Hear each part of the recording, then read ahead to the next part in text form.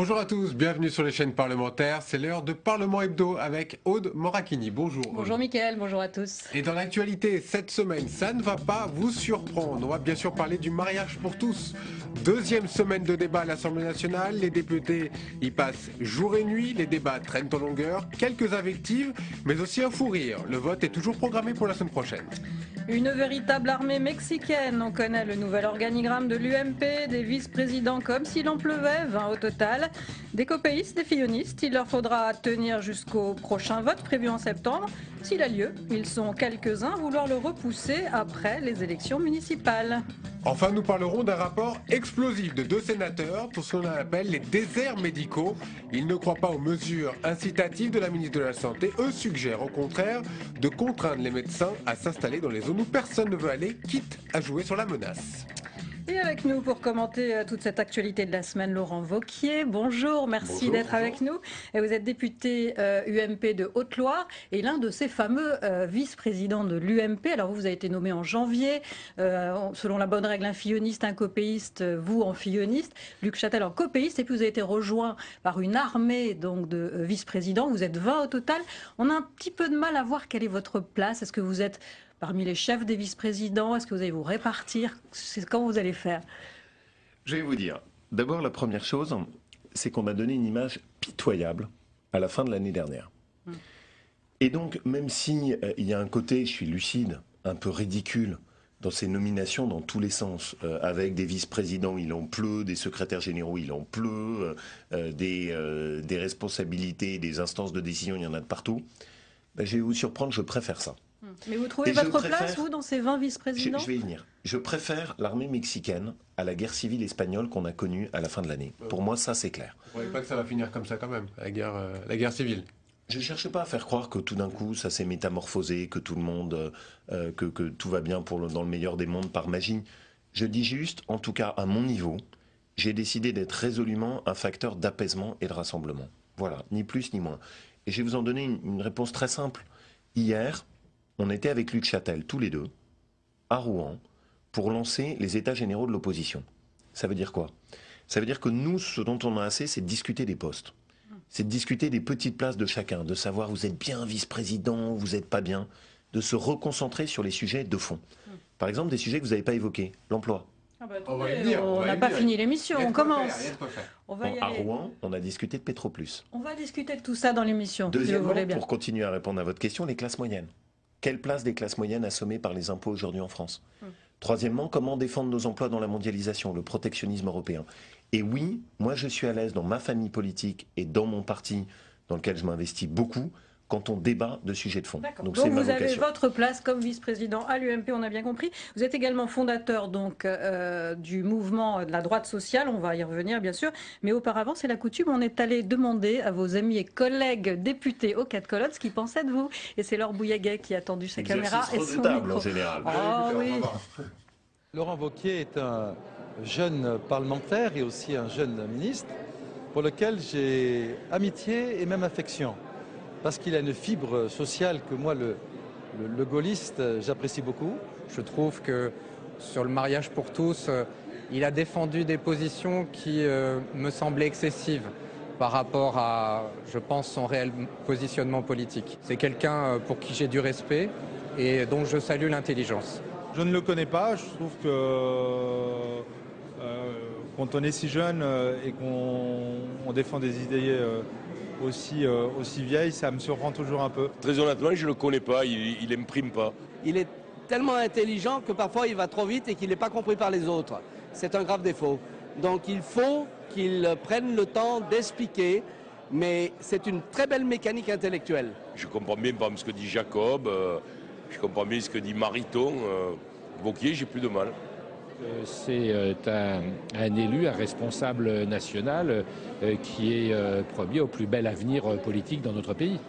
C'est un garçon qui est très travailleur, très engagé, très actif, en particulier en ce moment. J'ai l'impression qu'il est en train de se mobiliser dans la perspective de la présidence de l'UMP, mais je me trompe peut-être, j'en ai pas parlé avec lui récemment.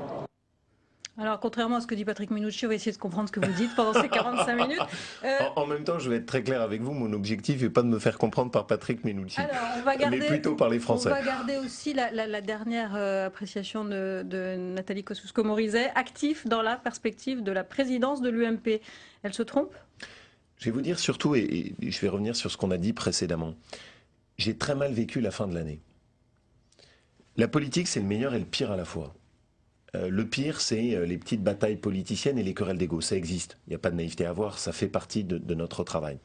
Le meilleur, c'est les débats d'idées, les propositions, la volonté de faire avancer les choses concrètement. À la fin de l'année 2012, il n'y avait que le pire. Et donc, moi, ce que je me suis juré, c'est qu'au début de l'année 2013, je voulais redonner une voix à l'opposition. Différente. Peut-être avec ce qu'est ma génération, mon approche des choses. Une voix aussi qui assume ses convictions. J'ai beaucoup souri en écoutant les députés écologistes. Moi, mon obsession, c'est pas d'être moderne. Je suis pas là pour me dire, voilà, faut être dans le sens de l'histoire. Je suis là pour me demander, est-ce que ce qu'on met sur la table, c'est bon pour les Français ou c'est mauvais? Vous ne répondez pas, Laurent Wauquiez. Oui, non, vous êtes candidat.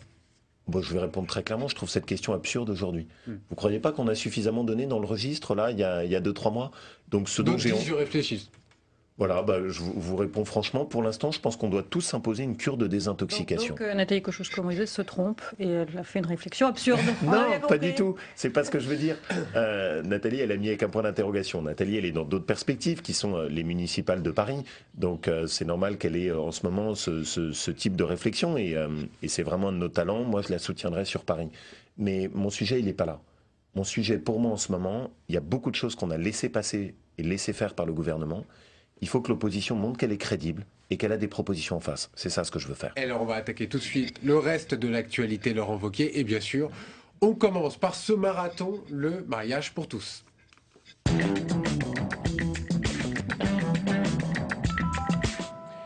Deuxième semaine de débat à l'Assemblée nationale. Laurent Wauquiez, vous y avez participé notamment. Comme vous allez le voir dans ce sujet, eh bien, les polémiques prennent un petit peu plus le pas que sur le fond du texte. Exemple dans la nuit de mercredi à jeudi avec Jérémy Hartmann. Ce n'était pas un jour sans fin, mais une nuit sans fin hier soir dans l'hémicycle. Une fois de plus, la séance a commencé par une montagne d'amendements de la droite ou l'art de faire durer le plaisir. L'article 375.8 dont il est question. Après avoir cité Tétu, je citais donc Marianne. Massacrer un texte, c'est pas très grave. Massacrer des enfants, oui, ça c'est grave. Une litanie de questions et d'invectives, sans réponse de la majorité. Pressée d'en finir, la gauche décide de jouer au roi du silence. Résultat, l'opposition se sent bien seule pour débattre. Je cherche un interlocuteur. Je cherche quelqu'un avec qui débattre. Pour la majorité, difficile de tenir sa langue. L'envie de riposter est parfois trop forte. Je l'avoue, à notre Assemblée, je craque. Chers collègues de l'opposition, vous avez déposé trop d'amendements et vous ne savez plus comment les défendre. Donc nous tombons maintenant dans le mauvais théâtre de boulevard, monsieur Le Fur. Des échanges savoureux, mais un débat qui stagne. Rien que du déjà vu ces derniers jours et ces dernières nuits. Jusqu'à cette violente altercation, le patron des députés UMP prend à partie la présidente socialiste de la séance. J'ai demandé une suspension de séance. Madame, vous êtes à ce perchoir. Ça vous oblige à un certain nombre de choses. Ça vous oblige à exercer une présidence impartiale. Le vent de la révolte souffle dans l'hémicycle et c'est un écologiste qui vole au secours de sa collègue socialiste. Vous avez mis en cause la présidence de séance. Malheureusement, ce n'est pas la première fois. J'ai envie de dire d'ailleurs la présidente, car j'ai comme l'impression que le fait que ce soit une présidente n'est pas totalement étranger au mépris avec lequel vous l'avez traité. C'est dans ce climat de fatigue et de lassitude que s'est poursuivi l'examen de l'article 4 du projet de loi. Un article toujours pas voté à 4 h du matin, l'heure où les députés sont allés se coucher. Laurent Wauquiez, on le voit, le fond est un petit peu oublié. C'est souvent les polémiques, et je vous ai vu même intrigué par l'intervention de Christian Jacob, qui prennent le pas. Je vais vous dire mon sentiment profond. J'ai écrit un livre sur ce sujet qui s'appelle « Un Huron à l'Assemblée nationale ». Il a été mentionné par Jean-Jacques Urvoas. Voilà. Ce qu'on est en train de récolter, c'est quoi? On est en train de récolter les résultats d'un fonctionnement absurde de l'Assemblée nationale. Que le gouvernement ait choisi une posture dans laquelle il ne répond pas aux questions. Que le président de l'Assemblée nationale ait choisi, en lien avec les différents responsables, un système dans lequel on débat jusqu'à 2 h du matin, y compris le week-end, non-stop. Tout ceci est ridicule. Il aurait fallu utiliser le temps programmé ? Évidemment. Ce qu'il faut faire, c'est quoi? C'est qu'il faut revoir totalement nos modes de fonctionnement, dans lequel, à l'avance, on dit, voilà, on débattra du lundi 9 h jusqu'au vendredi 22 h du texte. L'opposition aura tel temps de parole et vous pouvez l'organiser comme vous voulez. La majorité aura tel temps de parole et vous pouvez l'organiser comme vous voulez. Le gouvernement sera obligé de répondre. C'est scandaleux de voir la garde des Sceaux qui ne répond à rien. Elle ne donne pas sa position sur la gestation pour autrui, c'est pas un petit sujet. Sur la projet de loi. Oui, c'est pas dans le projet de loi. Alors ça veut dire on nous le vend à la découpe, on fait passer le projet de loi par petits morceaux et donc ne regardez pas. Cachez-nous ces hypocrisies qu'on ne veut pas voir. Ça viendra plus tard. Trop facile. Vous déposez aussi 5000 amendements qui n'ont pas tout le temps rapport avec le texte non plus. Non, on dépose, c'est vrai, des amendements. Pourquoi? Parce qu'un fonctionnement absurde génère des comportements absurdes. Donc il faut jouer sur l'absurde. À gauche aussi. Regardez la gauche. Maintenant, ils sont condamnés au silence. On leur a dit, vous n'avez plus le droit de vous exprimer. Donc ils sont obligés d'aller sur Twitter. Certains même sont obligés, ils disent, ils craquent, là, on l'a vu, je craque parce que j'ai besoin de parler. Mais où on est? Ce qui me gêne beaucoup, c'est que ce débat doit être pour nous tous la cote d'alerte d'un fonctionnement du Parlement qui n'est plus moderne, qui ne correspond plus aux attentes d'un débat digne. Et sur des sujets comme celui-là, il faut se poser les bonnes questions. Vous ne voyez pas un peu de responsabilité des députés UMP d'avoir déposé tant d'amendements et de discuter pendant des heures? Vous n'y voyez pas un peu de responsabilité des députés PS? Vous n'y voyez pas un peu de responsabilité du gouvernement? Je pense que ce que j'y vois, c'est d'abord le symptôme d'une assemblée qui doit changer son mode de fonctionnement. Et ça, c'est urgent. Et je voudrais aussi vous poser une question à vous. Il y a un point qui, moi, me surprend. Ça fait 10 jours qu'on débat de ce texte. Et déjà, on a l'impression que les journalistes trouvent que c'est trop long. 10 jours. C'est trop. Les hommes politiques aussi. Oui, ils le disent en tournant rond. 3 jours sur l'article 4, c'est peut-être un petit peu long, non? 3 jours sur un article qui change un code civil qui vient de Napoléon, c'est trop? 3 jours pour discuter de ce qu'est la conception des parents dans la société française, c'est trop? 3 jours pour prendre un tout petit peu de réflexion pour se demander c'est quoi notre conception de la famille, c'est trop? Donc il y a un moment aussi où il faut qu'on fasse attention. Cette société dans laquelle on est tous, les politiques, les médias, tout ça, dans lequel on est dans une espèce de précipitation où discuter pendant 10 jours d'un sujet aussi majeur que la place des enfants, que les bébés éprouvettes, que la location du ventre d'une femme, on considère que c'est trop. Moi, je ne considère pas que c'est trop. Et là encore, j'assume mes convictions. On m'a expliqué que quand on avait 37 ans, il fallait être pour, etc. Moi, j'assume mes valeurs et mes convictions. Et je suis frappé. Du mariage contre le mariage pour tous, oui. La manif pour tous. Oui, et je manifeste. Un des rares députés UMP d'ailleurs. Oui, c'est vrai. Parce que, et c'est sans doute mon approche aussi de la politique, je considère que quand on fait de la politique, on a des convictions et on les assume. Et il ne faut pas les cacher. Allez, elle ne figure pas dans le projet de loi, mais on en parle beaucoup. La procréation médicalement assistée, la PMA. Elle devait entrer dans un projet de loi sur la famille en mars. Dominique Bertinotti, la ministre, l'avait certifié une nouvelle fois en début de semaine. Et puis voilà que Jean-Marc Ayrault contredit sa ministre. Retour sur un cafouillage avec Valérie Brochard. Dimanche matin, les députés communistes et écologistes munis de leurs amendements relancent le débat sur la PMA dans l'hémicycle. La ministre déléguée à la famille leur répond. Je souhaiterais que Monsieur le ministre chargé des relations avec le Parlement ou Madame Bertinotti nous donne à la fois la méthode, le calendrier, le périmètre et si oui ou non la PMA figurera dans le projet de loi famille. La question de la procréation médicalement assistée ouverte aux couples de même sexe sera abordée dans le cadre de cette loi famille. Les députés socialistes avaient obtenu la garantie de l'introduction de la PMA dans un texte sur la famille déposé le 27 mars prochain en Conseil des ministres. Il n'en fallait pas plus pour que Jean-Marc Ayrault, en voyage à Phnom Penh, intervienne pour recadrer la ministre. Elle ne peut pas dire ça dans la mesure où elle ne connaît pas la date de réponse du Comité national d'éthique. Donc, si c'est fait avant, oui, mais si ce n'est pas le cas, il faudra attendre. Il faut de toute façon attendre l'avis du comité. Oui, c'est la moindre des choses. Il faut donc attendre l'avis du Comité consultatif national d'éthique, vraisemblablement seulement à l'automne. Le calendrier de la réforme dépend désormais de cet avis. Alors face aux contradictions entre Matignon et la ministre, les députés UMP jubilent. Que le gouvernement clarifie sa position. Est-ce que oui ou non, il attend l'avis du Comité national d'éthique ou est-ce qu'il est prêt à inscrire ce texte à l'ordre du jour en s'asseyant sur l'avis du Comité national d'éthique? Même incertitude chez les défenseurs de la PMA. Ce matin, on me rassure, on me dit On va voter contre votre amendement, Madame Buffet. Mais vous inquiétez pas, ce sera dans la loi famille. Et moi, j'arrive ici, j'approche le Premier ministre, il ne sera pas dans la famille. Pour qui je passe? Qu'est-ce que c'est cette parole ministérielle qui est démentie? Que fera le gouvernement si l'avis du comité d'éthique est négatif? La PMA sera-t-elle inscrite dans un projet de loi à l'automne prochain? Pas sûr que le gouvernement ait aujourd'hui la réponse. Non, sans beaucoup d'atermoiements, beaucoup d'embarras du côté du gouvernement, vous considérez ça comme une victoire pour vous? Non, moi je ne considère jamais comme une victoire un embarras du gouvernement. Je trouve que là on est dans un grand désordre. On est dans un grand désordre sur le fonctionnement du gouvernement. Enfin voilà quand même une ministre qui dit quelque chose, un Premier ministre qui depuis le Cambodge, on appréciera, dit l'inverse. Et maintenant on a la porte-parole du gouvernement qui dit une troisième chose. Donc on est dans un grand désordre. Et ce qui me gêne, c'est précisément le sentiment que sur ce débat, le gouvernement, pour des arrière-pensées politiques très claires, veut passer en force, a choisi de ne pas prendre le temps et a choisi d'imposer un débat. Il recule sur la question quand Oui, même. il passe pas en force. Il n'est pas passé en force. Bah, il passe pas en force, on en reparlera. On verra s'il y a oui Donc ou non vous la pensez que la procréation PMA médicalement assistée. Sera bien dans le projet de loi. Je suis convaincu que dans leur vision de société, il y a la procréation médicalement assistée. Et je voudrais rajouter un dernier point. Il y a des Français qui ont exprimé leur inquiétude. Les Français sont majoritairement pour le mariage pour les couples homosexuels. Personnellement, moi je suis favorable à une union civile pour les couples homosexuels. Et je suis favorable à ce qu'on renforce les droits des homosexuels dans la société française. Mais mon point de différence, c'est sur la place des enfants. Et là, ce qui me gêne, c'est que ces inquiétudes-là, elles n'ont pas été entendues. Et on le voit bien avec ce débat sur la procréation médicalement assistée. On a le gouvernement qui débat entre lui, mais il n'écoute pas les Français.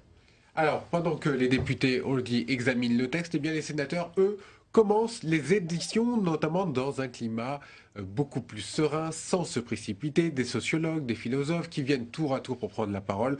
Compte rendu avec Nathalie Guiouard. Au Sénat, loin des invectives du Palais Bourbon, le temps des auditions a commencé. Une première journée marquée par la présence d'éminents spécialistes, visiblement satisfaits d'avoir pu développer leurs propos. La commission du Sénat m'a accordé, comme aux autres, je suppose, 1 heure, alors que, dans mon souvenir, quand j'ai été reçu à la commission des lois de l'Assemblée nationale, nous étions 5 pour 1 heure. Donc on avait un temps extrêmement limité. Il n'y a pas de redite entre l'Assemblée nationale et le Sénat, parce que nous pouvons approfondir des questions qui ne l'ont pas été et dont on aperçoit au fur et à mesure de la discussion qu'au fond, ces malentendus sont au centre. Et je crois que le Sénat va avoir un rôle très particulier dans la capacité qu'il aura à démêler ces malentendus sur la filiation. Pour le rapporteur du texte sur le mariage pour tous, le débat n'en sera que plus serein. On verra quand le débat viendra en séance. Je pense que ce sera beaucoup plus apaisé au Sénat. Et si j'en crois les auditions qu'on a eues cet après-midi, on peut voir que le climat était quand même plus apaisé. Je sais, par le rapporteur et Erwan Binet qui me l'avait dit, que certaines auditions à l'Assemblée nationale avaient été très houleuses. Ici, ce n'est pas le cas. Donc je crois qu'on aura un débat plus serein, plus apaisé et peut-être plus constructif. Les auditions au Sénat ne font que commencer. Durant 3 semaines, associations de familles, sociologues, philosophes et représentations des cultes vont se succéder en commission avant l'ouverture des débats. Bon alors vous le voyez au Sénat, le climat est complètement différent, plus apaisé on va dire. Est-ce que c'est parce qu'ils ont plus l'expérience du débat qu'à l'Assemblée nationale ? Non, je pense, moi c'est une institution que j'aime bien, le Sénat, parce qu'elle a un certain recul sur les choses, et je crois que c'est d'ailleurs l'utilité du bicamérisme. Pour autant, soyons prudents, je ne suis pas sûr que foncièrement l'organisation du Sénat aboutira à un débat qui sera foncièrement différent. Et puis il y a un sujet qui est là aussi posé. Le rapporteur de la loi au Sénat, sauf erreur de ma part, est favorable à la gestation pour autrui. La gestation pour autrui, je veux bien que chacun comprenne ce dont il s'agit. Vous louez le ventre d'une femme, elle est rémunérée. Il y a même un sénateur UMP qui est pour. Oui, mais pour moi c'est un sujet qui dépasse les clivages gauche-droite. Elle est rémunérée, elle fait un enfant. Quand l'enfant naît, on lui enlève cet enfant et ensuite il est donné à d'autres. Voilà. Est-ce que ça, c'est le modèle de société qu'on veut ? Une fois de plus, ça n'est pas dans le projet de loi. Oui, mais une fois de plus, ce qui est très intéressant, c'est que le rapporteur de la loi lui-même indiquait qu'il était pour et que c'était le prolongement. Ce que je trouve extraordinaire dans cette approche. Vous croyez que je raisonne comme ça ? Vous croyez que j'ai le regard rivé dans le goudron ? On n'imagine pas, non. Non. Il est évident pour moi que je me pose la question sur on ouvre une porte, elle nous amène jusqu'où ? Je ne vais pas juste voter un petit texte de loi, on me dira non, mais il y en a un autre qui va venir. Mais réfléchissez pas par rapport à l'autre qui va venir. Non. Ce que j'essaye de comprendre, c'est le projet de société d'ensemble du gouvernement. Et ce que je reproche au gouvernement, c'est de nous faire décider que sur une toute petite partie et de ne pas assumer ce qu'il veut faire sur l'ensemble de son travail. Alors on va revenir à l'Assemblée, une nuit blanche dans la semaine, des séances qui s'achèvent au milieu de la nuit, des débats qui s'éternisent. La fatigue évidemment fait son apparition et avec elle cette semaine un fou rire, celui de la ministre qui monte au créneau toute la semaine évidemment, Christiane Taubira. On regarde. Je suis persuadée que vous partagez avec nous le souci que le texte soit bien écrit.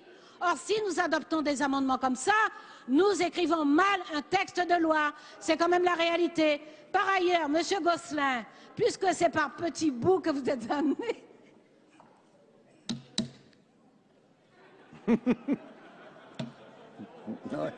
Fait personnel. Je vais essayer de vous répondre par petits bouts. Bon. J'ai un élan à votre égard. J'ai un élan.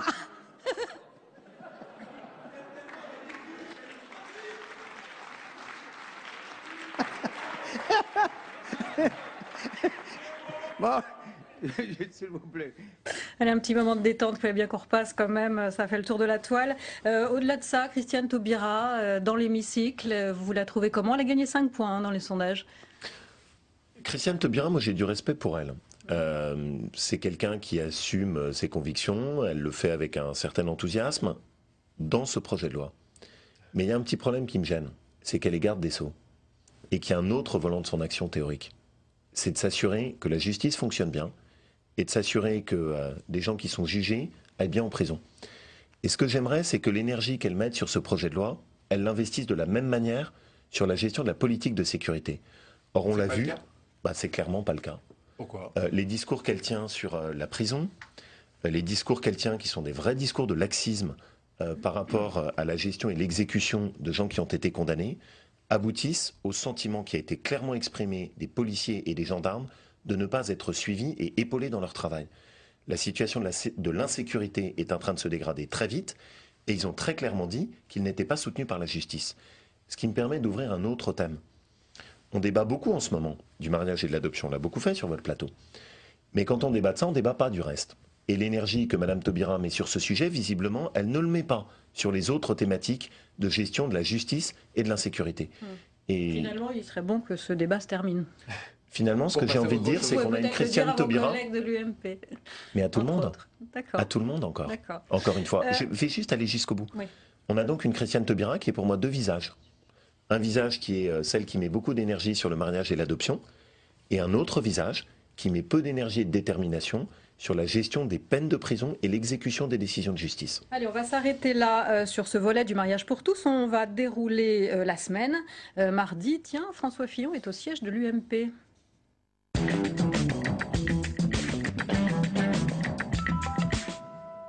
François Fillon n'avait pas remis les pieds rue de Vaugirard au siège de l'UMP depuis un certain 18 novembre où il était venu contester la victoire de son rival. Ce mardi matin, un comité politique réunit les deux hommes et leurs équipes. Tonalité de la rencontre, on se retrousse les manches et on essaie d'oublier les querelles. L'UMP a traversé des moments très difficiles.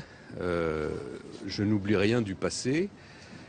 Mais il est temps aujourd'hui de nous mettre au travail, à la fois parce que le pays a besoin d'entendre la voix de l'opposition et puis parce que nous avons trouvé les moyens de réfléchir à des réformes de l'organisation de notre mouvement, des procédures pour les élections qui permettent, je l'espère, d'éviter de se retrouver dans la situation dramatique que nous avons connue. Je crois que vraiment la page est tournée et que la priorité absolue maintenant pour nous, c'est de nous occuper des préoccupations des Français.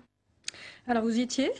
Oui, bien sûr. Oui, on sent pas un enthousiasme là. On sent que François Fillon dit qu'il n'oublie rien. Jean-François Copé, bon, veut tourner la page. On n'a pas senti un enthousiasme délirant ce mardi matin. Vous savez, moi, je suis pas favorable à raconter des gargouzettes en politique. Il y a eu des blessures, il y a eu des failles, ça a été difficile. Tout ça, ça se cicatrise pas par magie. Et il faut pas faire semblant de dire, voilà, maintenant tout va bien et tout le monde s'embrasse sur la bouche. Ce serait ridicule. Par contre, et ça je le répète, moi je suis déterminé à jouer ce rôle d'un travail en équipe. Est-ce qu'il faut vraiment de nouvelles élections? On entend beaucoup de députés UMP notamment qui se demandent si ça vaut vraiment la peine d'y retourner, de refaire peut-être un psychodrame à la rentrée prochaine. La réponse est dans votre question. Comment est-ce que vous voulez laver ce qui s'est passé si on donne le sentiment que l'UMP est incapable d'organiser une élection transparente et démocratique? L'élection qui s'est déroulée a été entachée d'irrégularités très fortes. On est un parti démocratique. Ne pas être capable d'organiser une élection transparente, c'est quand même grave. Et donc, si après, ce qui s'est passé avec des irrégularités, on dit bon, maintenant, en plus, on va gentiment laisser stocker la poussière à l'intérieur de la maison. Donc une élection pour prouver qu'on sait faire des élections. Une élection pour laver ce qui s'est passé, c'est la première chose. La deuxième chose, et au fond, toutes vos questions le soulignent, on voit bien que là, ce qui est en train de se passer permet de travailler sur une phase transitoire ensemble. Mais si on veut donner des fondations saines, il faut une élection qui permette de désigner une équipe resserrée, avec une vraie organisation de travail et quelque chose qui soit un peu clair. Parce que là, c'est quand même assez lourd. Donc c'est bien pour penser les blessures, c'est bien sur une phase transitoire, mais si on veut donner des fondations saines à notre parti, il y a besoin à un moment d'une élection. Laurent Wauquiez, qu'est-ce que vous pensez de Jean-François Copé qui veut recruter pour les municipales via des petites annonces? Vous, vice-président, qu'est-ce que vous en pensez? D'abord, il y a un vrai sujet. Le vrai sujet, c'est d'arriver à mobiliser les gens pour s'investir localement dans leur commune. C'est un vrai sujet. Deux, la proposition, donc je comprends que de ce point de vue, Jean-François Copé essaye d'attirer et de trouver des nouveaux élus. Qu'il le propose par des voies, on va dire, créatives. C'est vrai que ça va un peu étrange. Ça a le mérite d'être créatif. Moi, mon sentiment, c'est lequel? C'est que c'est pas ça qu'il faut privilégier. Ce qu'on doit privilégier, c'est les talents de notre parti. Ce qu'on doit privilégier, c'est des militants qui s'investissent dans la vie quotidienne de notre parti. Et on a beaucoup de talents. On a beaucoup de jeunes, des jeunes adhérents, des jeunes militants, des jeunes populaires qui croient à la politique, qui se sont investis, donner de son temps. D'accord avec la proposition de Jean-François Copé? Non, c'est pas ce que je voudrais dire, mais des militants qui s'investissent dans un parti, c'est assez extraordinaire. C'est des gens qui donnent de leur temps pour les autres, qui attendent pas forcément en retour. Qu'on leur permette aussi d'exercer des responsabilités, qu'on leur fasse confiance, je trouve ça bien. Donc on a une génération nouvelle à faire monter, essayons aussi de leur faire confiance en interne. Alors, génération nouvelle, vous avez réuni cette semaine les militants qui ont signé votre motion, la droite sociale. Ils ont été réunis au Palais des Congrès à Paris. Nous avons interrogé ces militants pour savoir ce qu'ils pensaient en ce moment de cette guerre, post-guerre à l'UMP. Et après, on vous interrogera sur la droite sociale, ce qu'est exactement la droite sociale. Écoutez. Pour nous, il est important, mais enfin secondaire, et de toute façon, il y a suffisamment de personnalités. Nous savons très bien pour qui nous allons voter, mais nous ne sommes pas inquiets. Il y a une équipe qui est mise en place, donc elle va travailler justement pour préparer les futures élections. Et je pense que c'est important de travailler dans la sérénité, surtout aujourd'hui avec tout le débat, les débats parlementaires où il faut être fort et puissant. Bon, plutôt apaiser les militants, mais vous ne croyez pas au ras-le-bol à terme de tout ça? Je crois surtout que ce que les militants veulent, c'est qu'on fasse ce que je vous disais, cette phase de désintoxication, où tout le monde se calme. On fait un peu baisser la pression, on retravaille sur le fond. Après, on fait une élection sereine, où on montre notre capacité à redonner des bonnes fondations à la maison de l'UMP. Et ensuite, on repart sur notre travail d'opposition et de proposition. Et ça, c'est ce qui m'intéresse. C'est la droite sociale. Donc, je voudrais qu'on en dise un petit mot quand même. Est-ce que pour vous, la droite sociale, c'est l'anti-gauche? Est-ce que tout ce qui est fait aujourd'hui par la gauche, ou ce qui font du social, est bon à jeter? D'abord, la première chose, la droite sociale, c'est un travail en équipe. C'est des parlementaires, c'est des élus de terrain. Et c'est pas que des discours. C'est-à-dire ce sont des gens qui expérimentent chez eux, dans leur commune, dans leur département, des propositions. Je vais donner des exemples.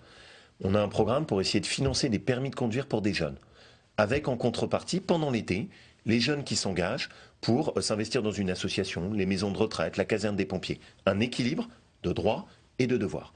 Le travail de la droite sociale, c'est la lutte contre l'assistanat.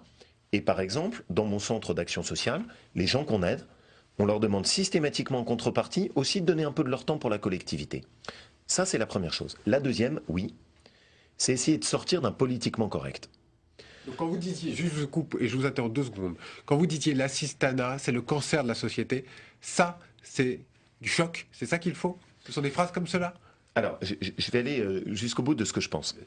Ce que je pense d'abord, c'est qu'il y a beaucoup trop de politiques en France aujourd'hui qui ne disent plus rien, qui sont enfermés dans un politiquement correct, drapés dans des bons principes, qui sont totalement en déconnexion avec la réalité de ce que ressentent et les interrogations que se posent les Français aujourd'hui.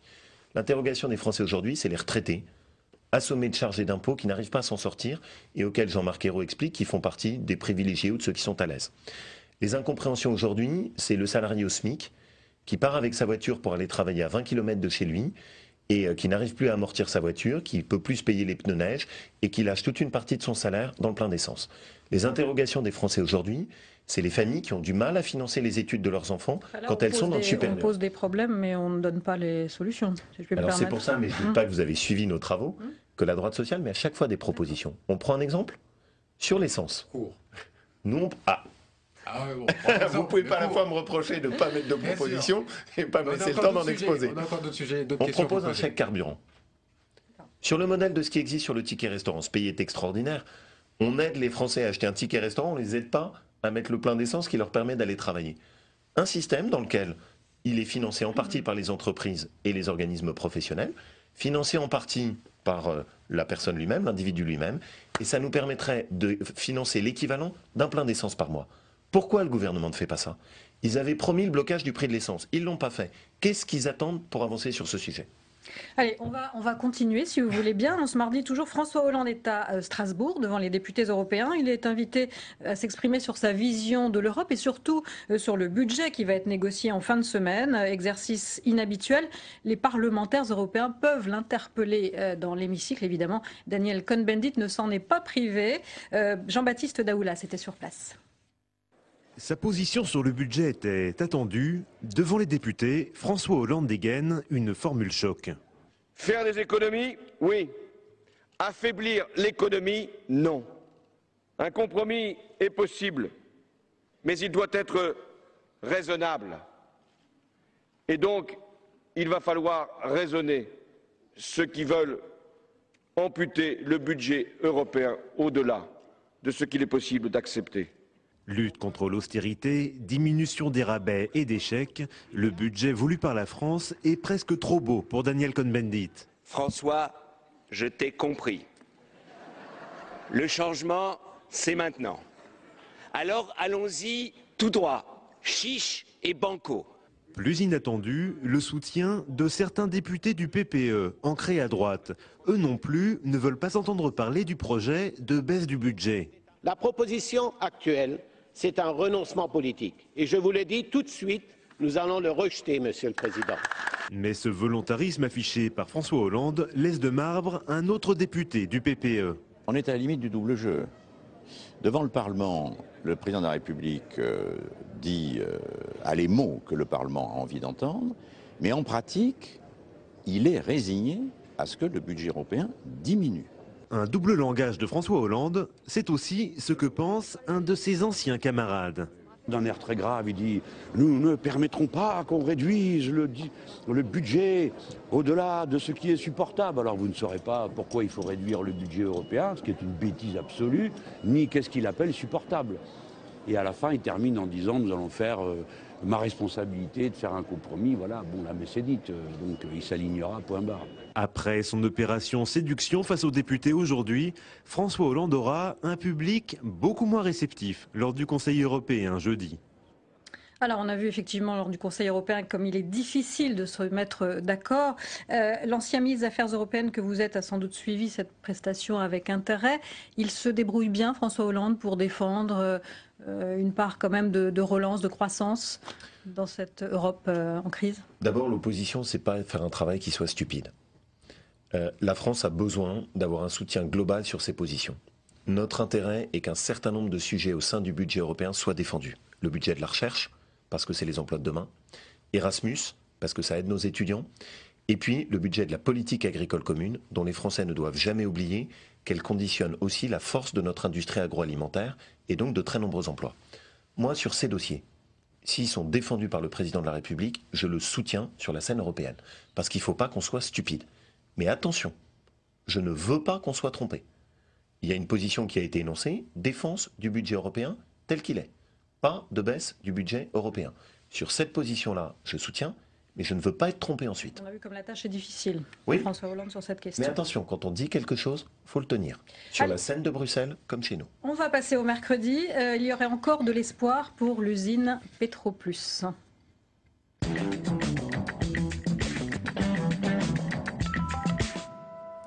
En ce mercredi, le personnel de Petroplus s'est rassemblé devant le site de la raffinerie de Rouen.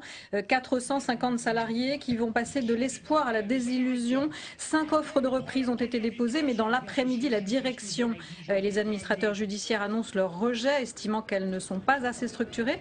Au final, c'est le tribunal de commerce qui tranchera. Arnaud Montebourg affirme qu'il y croit encore. Et au Sénat, il annonce même qu'il soutient les propositions de reprise égyptienne et suisse et qu'il a l'appui du Premier ministre. On l'écoute. Le gouvernement a décidé de s'engager derrière une offre. Il y en a une deuxième intéressante, de manière à obtenir la reprise de cette raffinerie. C'est une stratégie industrielle. Nous avons des besoins. Nous devons nous-mêmes défendre ces capacités-là.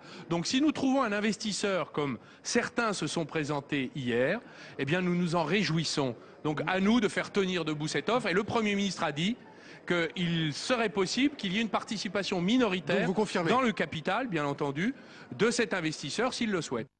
Arnaud Montebourg qui était au micro d'un certain Michael Jamès. Faut-il sauver Petroplus? Je vais vous dire d'abord, l'image, elle parle d'elle-même. Il y a des salariés qui sont sur le terrain, qui sont devant leur usine, auxquels on a tenu des fausses promesses, et qui vont de promesses en désillusion. Et de l'autre côté, il y a un ministre du redressement productif, qui parle avec les ordres de la République dans le dos, bien confortablement assis sur son palais, et qui, lui, a raconté tout et n'importe quoi. Vous faites une chronique hebdomadaire. Vous l'auriez faite lundi, le même ministre aurait expliqué qu'il n'y avait aucune offre. Vous l'auriez faite mardi, le même ministre aurait expliqué qu'il y avait 5 offres crédibles. Vous la faites en fin de semaine. Il y a l'administrateur judiciaire et le tribunal de commerce qui a expliqué qu'il n'y avait en réalité aucune offre qui était suffisamment avancée. Et donc moi, ce qui me gêne, c'est qu'on a un ministre qui est beaucoup dans les effets d'annonce, il est bien sur les plateaux, il explique bien les choses. Le travail de fond, je ne le vois pas. La participation de l'État, si un repreneur s'avérait sérieux, vous y... Visiblement pas évoqué. Si, toujours évoqué, il le dit. Non, pas du tout. Il le dit, Arnaud Montebourg. Non. Il le dit, on serait prêt à investir entre 15 et 20% de la part de l'État. Oui, sauf qu'on nous parlait de nationalisation sur Florange. Elle est où la nationalisation là? Ah, visiblement, on a un petit peu reculé. Ah bah oui, vous l'avez très bien résumé. Le directeur de la BPI dit... Vous avez très bien résumé la situation. On a un ministre du redressement productif qui nous raconte tout c'est le et président de la n'importe République quoi. et le Premier ministre qui ne veulent pas parler de nationalisation. C'est pas le ministre du redressement productif. Non mais c'est un gouvernement ou c'est pas un gouvernement? Ah oui, il y en a qui décident, vous savez bien. Vous avez été au gouvernement aussi. Mais alors, vous avez très bien résumé les choses. Il y en a qui décident et il y a les autres qui racontent n'importe quoi. C'est ça le message qui est envoyé aux salariés? Voilà un ministre qui annonce qu'on peut faire des nationalisations, ensuite finalement on ne peut plus en faire, il dit qu'il y a une offre, il n'y a plus d'offre, c'est quoi ce travail? Vous avez été secrétaire d'État à l'emploi vous-même, vous avez connu cette désindustrialisation, ces 120 000 emplois en 3 ans qu'on a connu. Vous avez aussi connu des difficultés dans les repreneurs, vous savez que c'est une question difficile. Oui, mais vous voyez, hier précisément, je vous l'ai dit, je suis allé discuter avec des salariés, qui étaient des salariés de Petroplus. Et notamment l'un d'entre eux qui a suivi ce dossier de part en part. Lui, ce qu'il dit, c'est qu'il y a juste un désespoir qui s'installe parce qu'on leur a raconté tout et n'importe quoi. Et je vais aller jusqu'au bout de ce qu'est ma pensée. Parce que la question n'est pas que Petroplus. PSA, Renault, Gaudière, Petroplus. Quel est le point commun? Le gouvernement a assommé les classes moyennes et les familles modestes d'impôts. Assommé. Il n'y a jamais eu un tel choc fiscal dans ce pays. 15 milliards d'euros qui sont tombés sur le dos des Français. Ils n'ont plus les moyens d'acheter des automobiles. Les immatriculations plongent, moins 12%. La désindustrialisation, vous serez d'accord, ne date pas de juin dernier. Je vous donne un chiffre, vous le connaissez? La baisse du nombre de plaques d'immatriculation. Il y a un effondrement du marché de l'automobile en France. La consommation d'essence plonge. La consommation de pneus plonge. Le résultat, c'est que le gouvernement est en train de récolter ce qu'il a semé. C'est qu'il a tué la consommation par une politique très violente de hausse d'impôts. Pas baisse des dépenses de l'État, hausse d'impôts. C'est les Français auxquels ils demandent de purger les déficits qui sont les déficits publics. Le résultat, c'est qu'il n'y a plus de consommation et que comme il n'y a plus de consommation, nos industries plongent. Voilà. On va aborder un dernier sujet, si vous le voulez bien, c'est aujourd'hui celui des déserts médicaux.